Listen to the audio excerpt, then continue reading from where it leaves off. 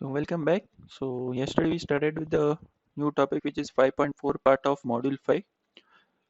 So let's continue further. In fact, we'll just revise what we have done and then we'll continue further. So we started with what? Message integrity, authentication and hash functions, right? So just a minute. Yeah. So we started with message integrity, authentication and hash functions.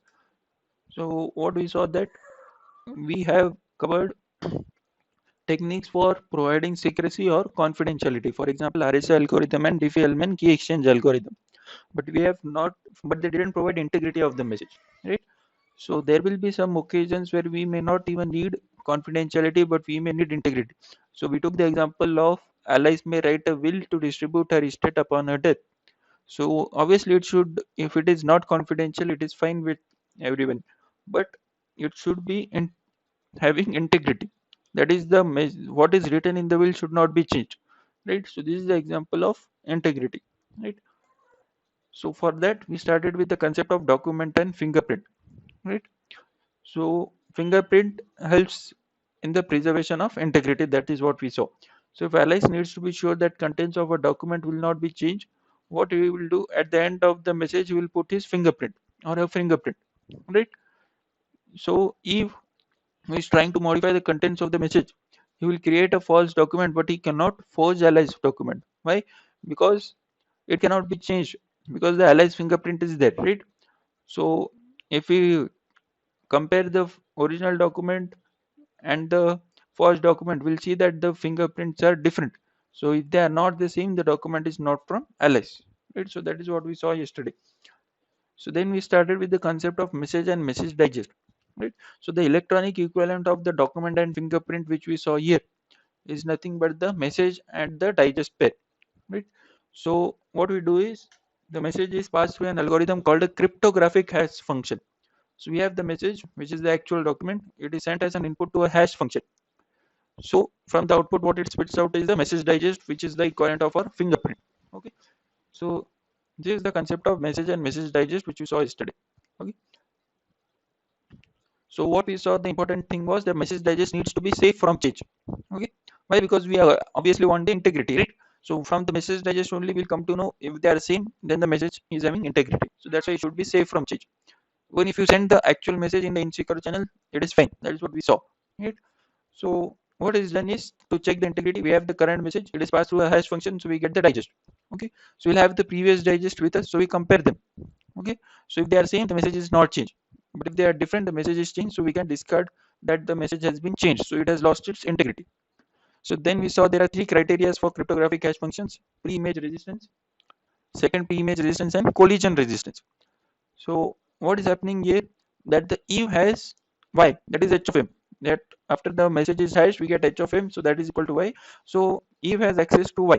So what should not happen, that from this y, that is h of m, we'll try to find n prime, right? So this should be extremely difficult for Eve to find any message, even though it is different from this m. So it should be very difficult to find any message from that hash function. Okay. So this reverse way should not happen. Okay. So that is what is pre-image resistance. So then we have second pre-image resistance. Okay. So what is happening here? M and h of m are given. So m and h of m somehow Eve has access to. So what she tries to do is she tries to find m prime, says that m not equal to m prime. So the messages are not same, but h of the hash functions are same. So that is what we saw in second pre-image resistance. Okay. So what she actually sends is m prime and h of m, or h of m prime, because they are equal, right? So in this case, what will happen? Eve has forged the message, right? Because since the hash functions are same, Bob will not come to know that the message has been changed. So this should not happen. So this is second pre-image resistance. So next is collision resistance. What is given here? Nothing is given. Okay. So Eve out of scratch. So she just speculates the things.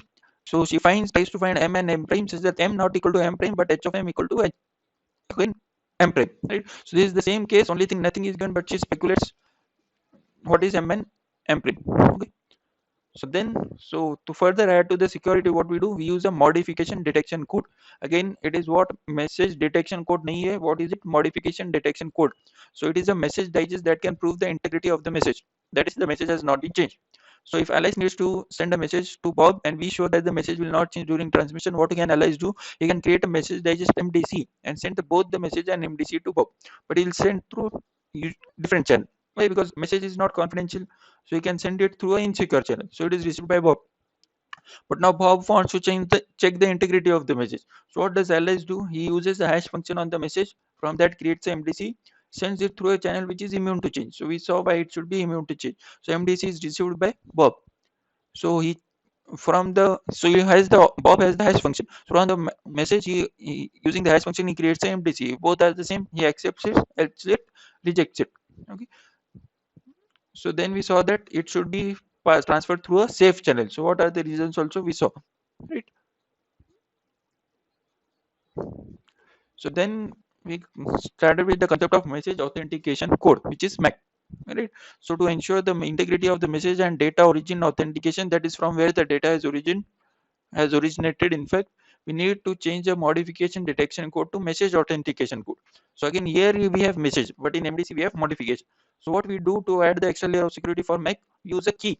So we have message, the hash, and the key. So this together generate the output MAC. So we send the message as well as MAC to an insecure channel again. So that is the advantage here. Why we can send it through insecure channel? Because the key is not known to the attacker or Eve. Right? So Bob receives the M and MAC. So what he does, he gets the message. He has the hash function. He has the key. So he generates the MAC. So he has the MAC also. So he can compare. So if they are same, accept the message is having integrity, else rejected. Right? So this is simple. Right? So then this is the same given with the help of example of Alice and Bob. So I've already taken that. So then what we have to know here that there is no need to use two channels in this case because the message is not confidential. For example, it is a will that is being sent. So again, it is not confidential and we can send MAC also through insecure channel. Why? Because the key is not known to E. Right? Then we said that we can either use prefix MAC or postfix. Sorry, either we can use prefix MAC or a postfix MAC. Right? Or we can you combine them and we can use together with the same key, right? However, we finally concluded the lecture saying that the Macs are still insecure, right? So why are they insecure? That I had kept as a suspense. So let's continue right from here. Okay, so let's assume that Eve has intercepted the message and the digest h of k/m, that is the key also. So how can Eve forge a message without knowing the secret key? He has the hash function, remember, but he does not have the key.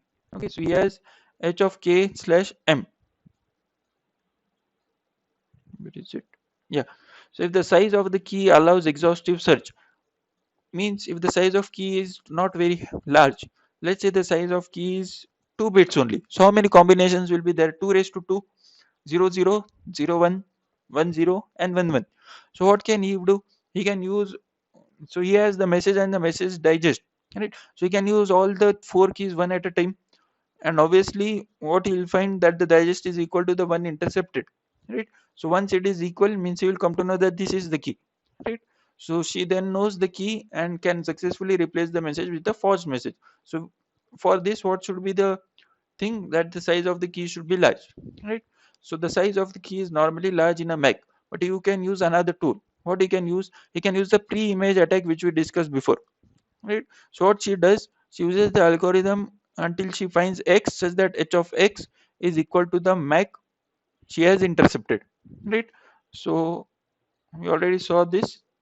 So what she does, so she tries to find any m prime such that y equal to h of m prime, right? She has got access to this h of m, right? So she tries to find a message from that. So that is pre-image resistance. I got further.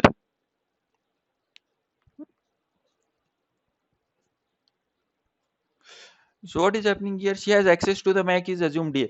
So she tries to find the message from h of x. Okay. And if it is equal to MAC, what will happen? She can find the key and successfully replace the message with a forged one.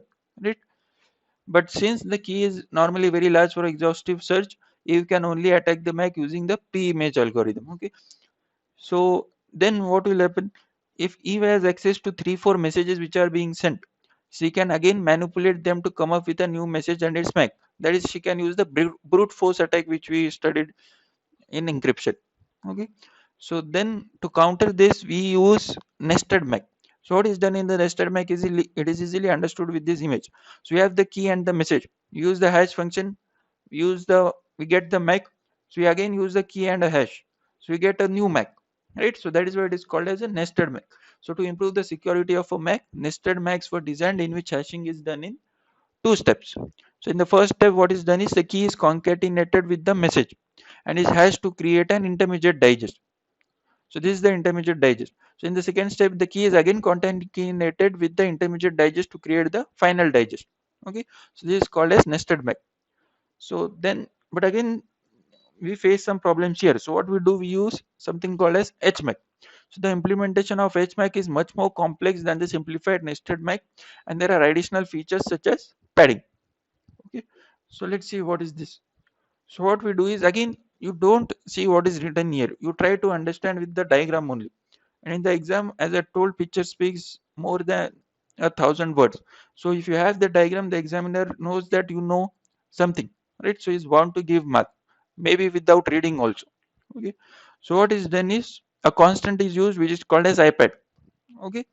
And we have a key. So we make it equal to something called as B bits. So by padding. So we have the key padded to B bits. So the key has a input of size of B bits, and a constant is used of IPAD. Okay.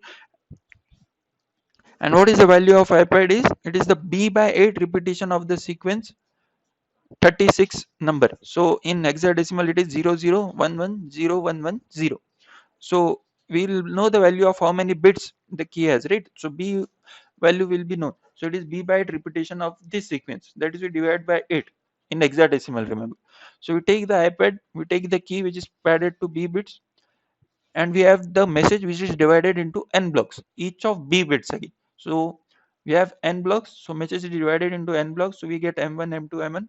So we XOR them, we exclusive use XOR operation, and we get this blocks.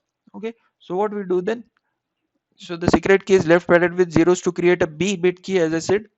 Then, so this is just a extra information. So the result of step 2 is exclusive OR with a constant called IPAD to create a B bit block. So this block is created.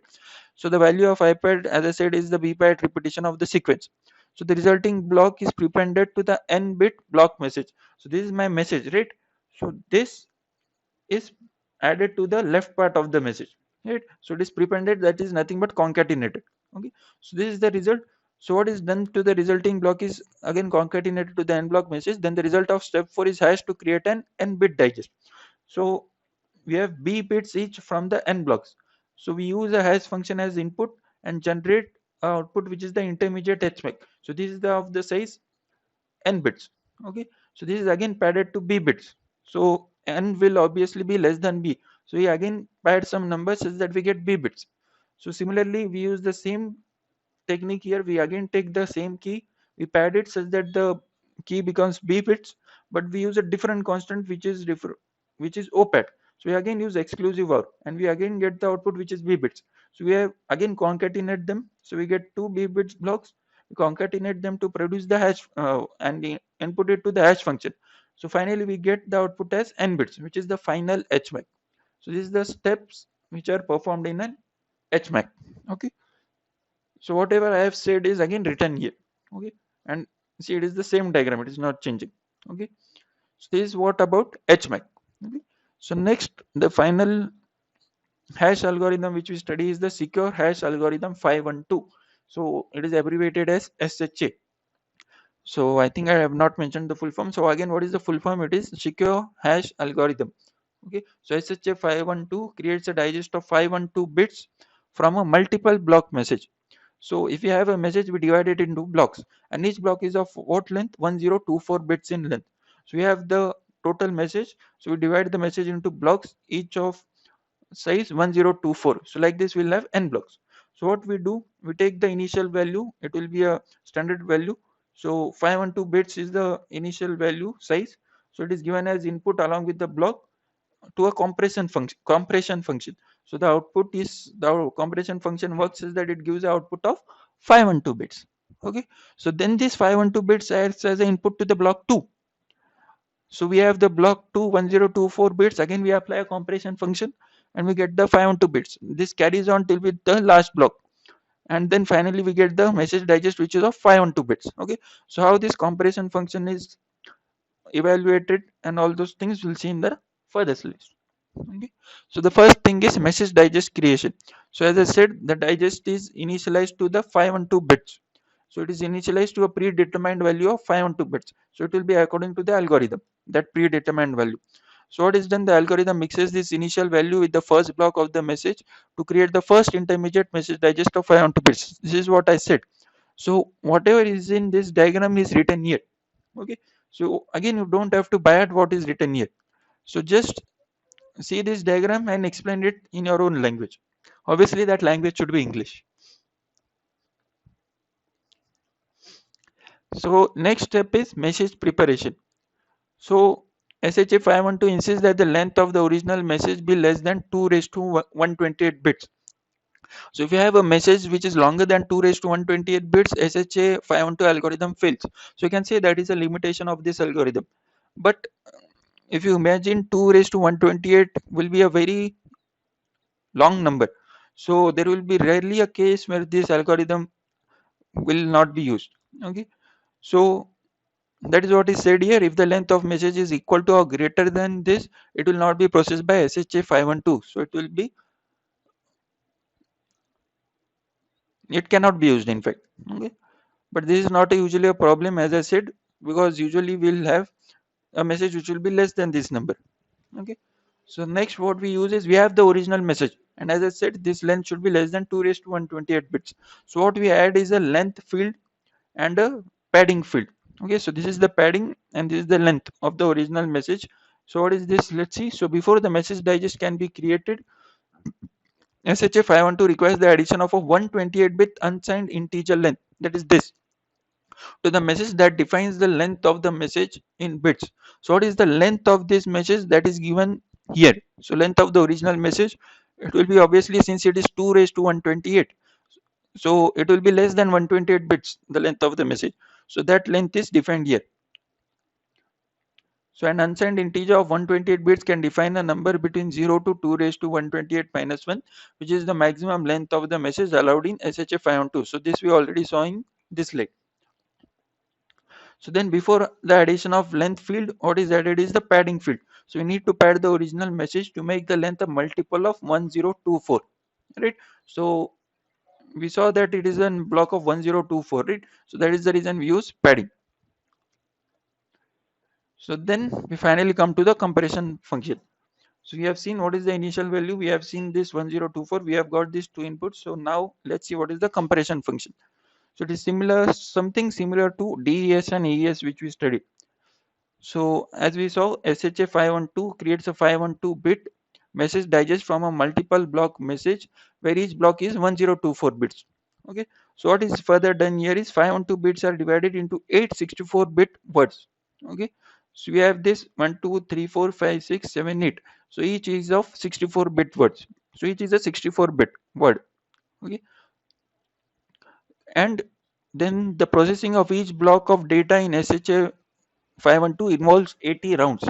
So as I said, it might sound similar to DES and ES. We are having rounds here. So we have total 80 rounds here. And what is done in each round is the contents of 8 previous buffers. So these are called this. These are the buffers. 8 previous buffers, one word from the expanded block WI and one 64-bit constant KI. Sorry. So I have this buffers results of the previous block of the initial digest. So I give them as input to the round. And what is the other input to the round? WI and KI. So since this is the round 0, so this will be W0 and K0. So K0 is again 64 bit, right?